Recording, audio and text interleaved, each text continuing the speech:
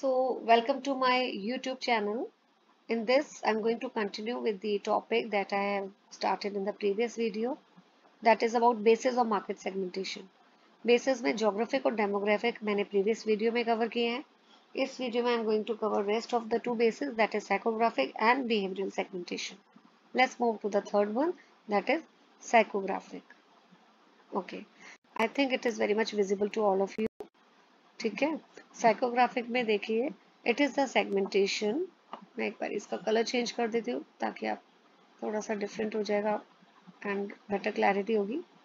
So it is the segmentation done on the basis of social class, lifestyle, personality characteristic of a person.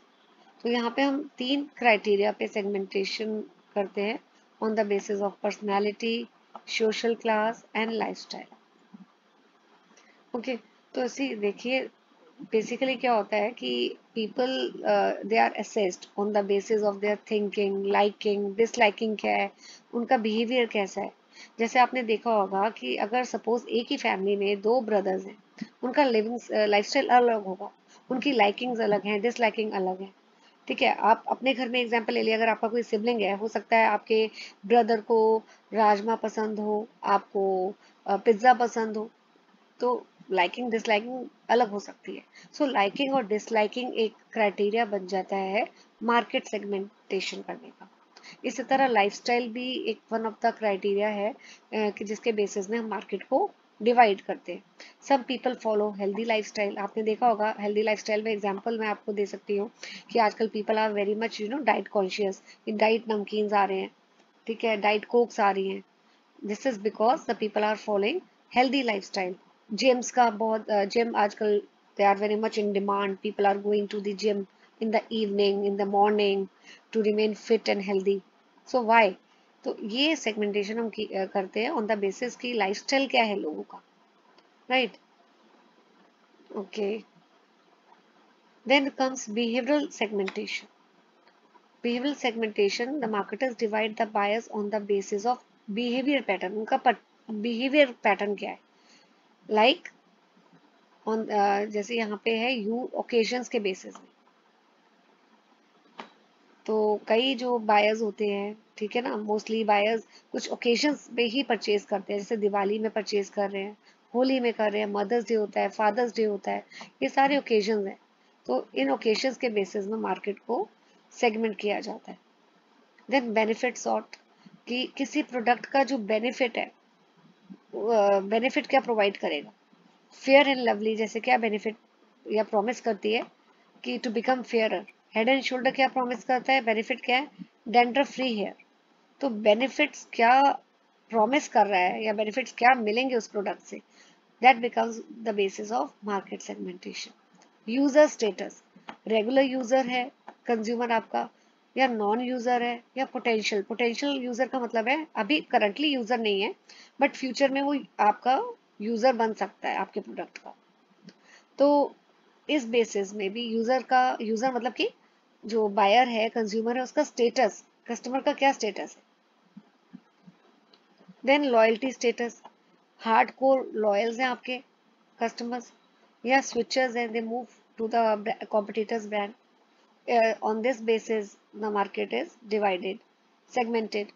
See, as far as I am concerned, I basically if I use some product, I categorize myself into the hardcore loyal customer.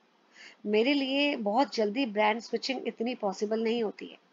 तो marketer क्या करता है, वो ये एक study करता है कि total out of the total market ऐसे कितने कस्टमर्स हैं जो एक लॉयल कस्टमर है, या और कितने ऐसे हैं जो स्विचर्स हैं.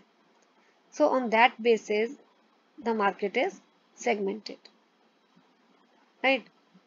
अब अंडरस्टैंडिंग सेगमेंटेशन. सेगमेंटेशन सी अभी ये भी है, अगर आप कोई भी एक एग्जांपल में इसमें दिया हुआ है कि अगर आपको सेगमेंट करनी है market on the basis of age of a person, it is not relevant for a product like sugar. अगर आपको कोई भी सेगमेंटेशन करनी है प्रोडक्ट की, ठीक है, सो जैसे प्रोडक्ट है शुगर, उसके लिए एज पर्सन की जरूरत इम्पोर्टेंट नहीं है. व्हाट इज मोर इम्पोर्टेंट कि it is done on the basis of diabetic और नॉन डायबिटिक। आपको देखना है जो यूजर है आपका प्रोडक्ट का, शुगर का, क्या वो किस कैटेगरी में आ रहा है, वेदर ही इज डायबिटिक और non diabetic. Just let me change, use this highlighter.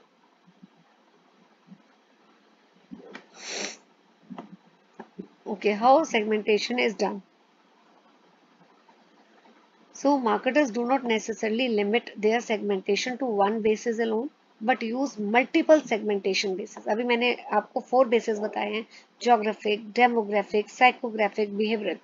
जरूरी नहीं है कि एक ही basis marketer follow करे, 2 bases को या 3 bases को भी same time पे follow किया जा सकता है, right? So organization जैसे अगर पर्टिकुलर शूज बना रही है, शूज मैन्युफैक्चर कर रही है बच्चों के लिए, चिल्ड्रन के लिए, तो किस बेसिस में सेगमेंटेशन होगा? एज सेगमेंटेशन, कि वो जो चिल्ड्रन है उनका एज ग्रुप क्या है, 1 to 10, अगर 1 to 10 ईयर्स पे फोकस कर रहे हैं। दूसरा जेंडर क्या है चिल्ड्रन का, whether the it is girls और बॉयज। सो यहाँ पे 2 बेसिस ले लिए हमने, एज भी हो गया और जेंडर सेगमेंटेशन। तो जरूरी नहीं आप एक ही बेस लोगे मार्केट को सेगमेंट करने के लिए।